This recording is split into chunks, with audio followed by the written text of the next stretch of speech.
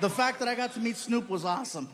He looked for me. But every now and then I go out and I wanna meet people. I wanna see cool things. And for example, comedy. I'm a huge fan of comedy, not just performing it, but I love going to shows. I go to a comedy show every now and then alone. Now, I don't know if that sounds weird to you guys, but for me to do anything nowadays by myself, it's my crew, all the people that work for me, they freak out when I go places because they're always concerned for my safety. You know, what if someone tries to kidnap you?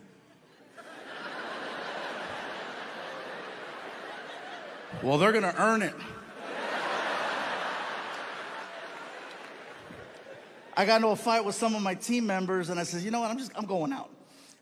I bought myself a ticket and I went to go watch Chris Rock one night in concert.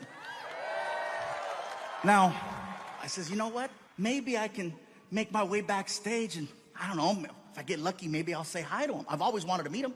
So I go to the side of the stage and I run into security and I said, hey. He looked at me and said, Fluffy! And when he did that, I said, hey, listen, I forgot my keys. I'll be right back. And the guy's like, yeah, keep going. Get your keys, get your keys, get your keys. I'm like, oh my God, that shit worked. Just like that, I snuck backstage at a Chris Rock concert.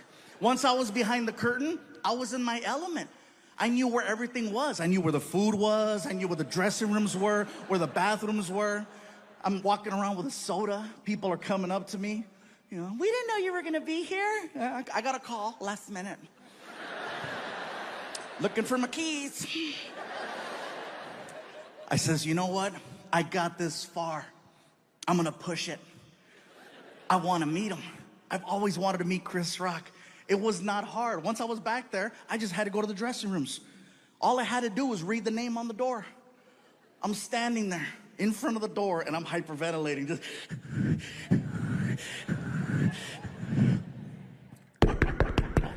The door opens up and there's this man in there, this bodyguard who's just massive. I'm a big guy, but damn, dude was huge.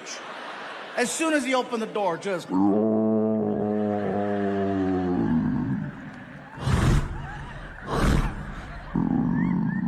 Welcome to Jurassic. Big! Grandote! And I'm standing there and I'm like, hi. And he's like, can I help you? Yes, my name is Gabriel. I'm a comedian and I wanted to see if I could say hi to Chris Rock, if that's possible. You say you're a comedian? Yes. Well, then you understand Chris is going over his material right now. He really ain't trying to talk to nobody. So I'll tell you what, player, if you want to come by after the show, you're more than welcome to. But right now, it's not a good time. Chris Rock is a busy man.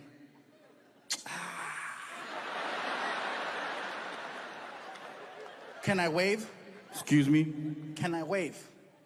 What you mean?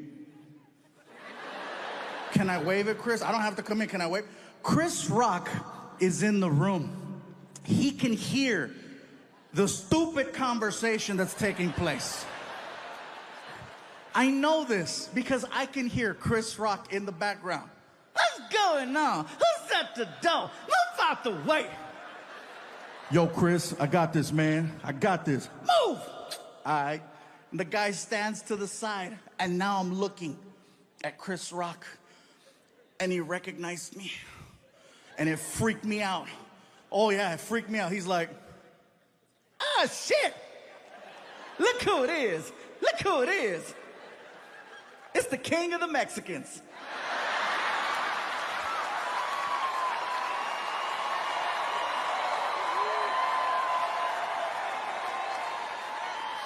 Chris Rock called me the king of the Mexicans.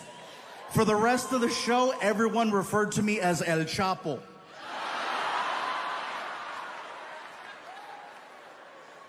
I was celebrating the fact that I got away with that for so long. For so long. I snuck backstage at Chris Rock. I snuck backstage. Until karma showed up one day. In the form of the most extreme fan I have ever had in 20 years of me being a comedian. I had someone who not only made it backstage, this person paid to get into my dressing room. Okay? Yeah, he didn't pay me, by the way. He didn't pay me. I'm an honest hoe. Okay? I made no money that day, all right? Yeah, if I would have gotten paid, you wouldn't be hearing this story. Here's the thing. I walk into my dressing room from the bathroom. I just finished showering up, and I'm in a towel. I walk into the room, come to find out later that this man was a very wealthy businessman in the community, okay? And when I walked into the room, he's wearing a very, very nice suit. So when I saw the suit, I didn't give it a second thought because he looked professional. I thought maybe he was the general manager of the building, one of the concert promoters. He could have been someone's agent. So when I walked in the room, I'm like, Tal, can I help you? He looks at me, and it was the most uncomfortable conversation I have ever had. He looks at me and says, listen.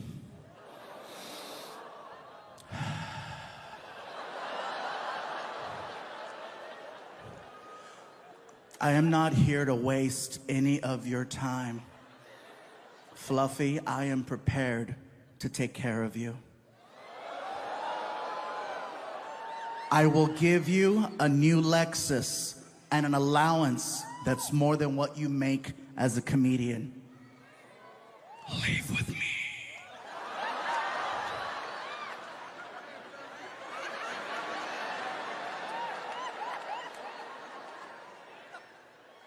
I was never more disgusted and offended at the fact that I was not gay. Because finally, somebody wants to take care of me. Do you know how many people I take care of? No one's ever offered me a Lexus, and they should. I felt horrible saying no to this guy. I still think about it. I still have the number. Houston, I'm gonna tell you something, and I don't know how this is gonna go over, but I'm gonna say it. I would be an amazing gay partner. I would, all the way up until that one part, but even then. Have you ever driven a Lexus? Those are nice. Sometimes you gotta take one. See, up to this point, we have agreed on how we raise our son. But in this situation, she's trying to protect him from the world. I'm trying to prepare him for the world. If he cannot handle me raising my voice to get his attention, to see the bigger picture, he's not ready for a world that doesn't care about his feelings.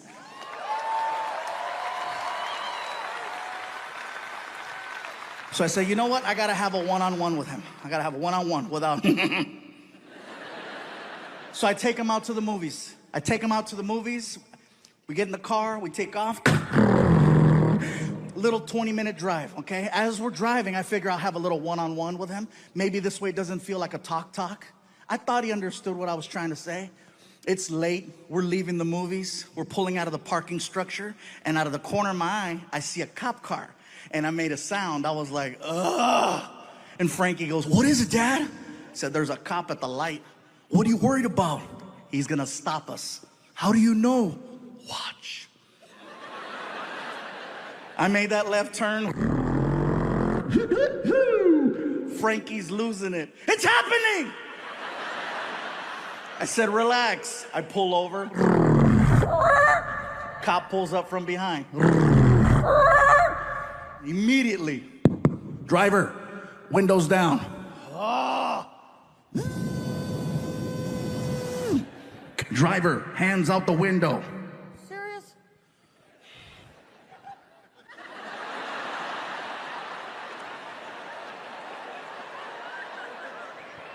Both of them.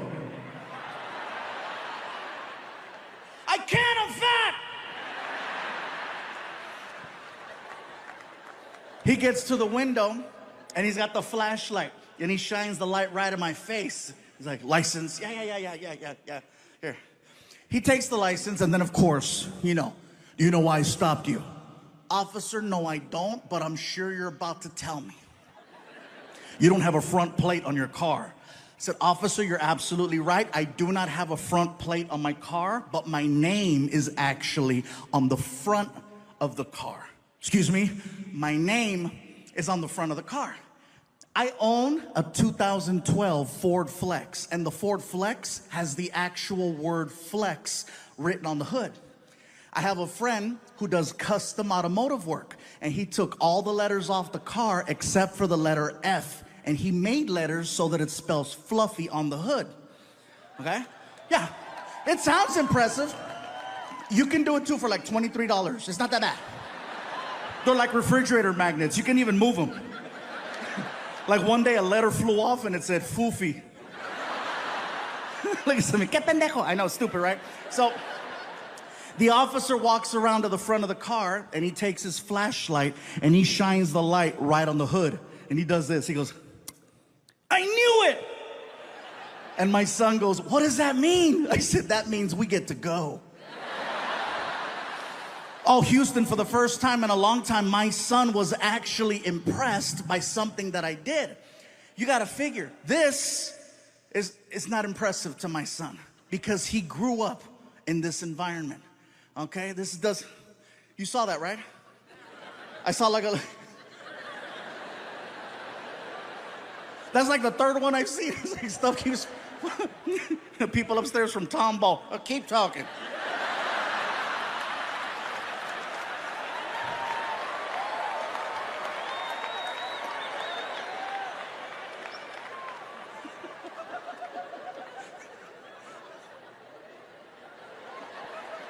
All right, I'll tell you guys what happened. Shakira performed here a few days ago, and Shakira has an amazing show, okay? She doesn't just come out and la la la la la la la la la la la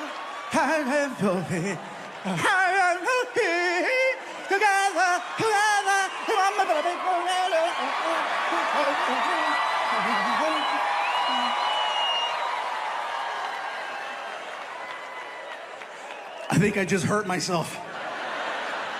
But there's a part of her show where all of a sudden it goes, and there's cannons with confetti that shoot everywhere, right? And I think that was leftover Shakira. Can we edit out the part where I burned 800 calories? Oh my God. So where was I? Oh, this does nothing for my son. And the reason why I say that is because he grew up in this environment. He's been to 1,000 shows. He's seen me on TV 1,000,000 times. It's not a big deal. But the fact that I got stopped by a cop and the cop recognized me and geeked out and let us go, I earned street cred with my kid. Yeah, Frankie was like, that's the coolest thing I've ever seen. And I'm like, hell yeah, cuz, that's right. You better recognize, player. We get home, he woke up his mom. Mom, you should have seen it. We got stopped by the cops. Are you okay? Yeah, they recognized Dad and they let us go. And she stayed quiet. And I told her, huh? I got recognized.